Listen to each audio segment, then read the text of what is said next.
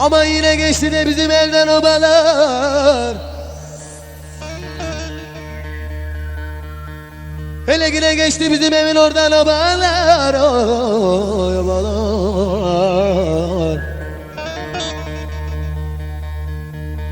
Başına giymişler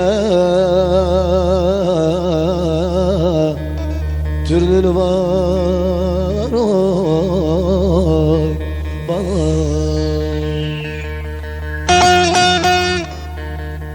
Bir daha yar seversem de olsun tövbeler, tövbeler.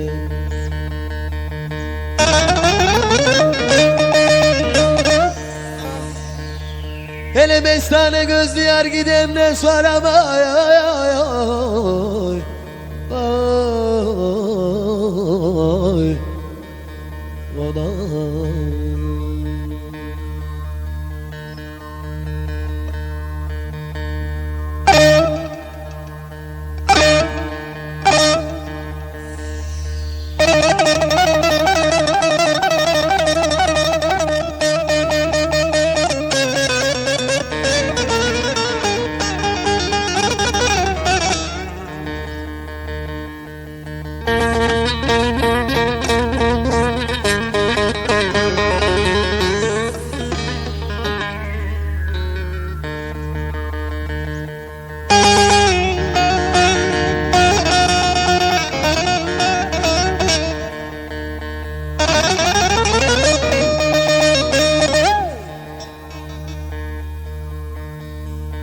Dünyasından oldu da bir gaflet geldi.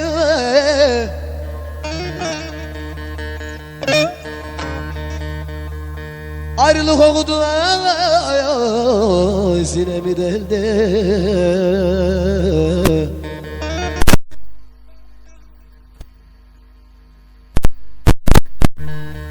Aman gönül yarası da oy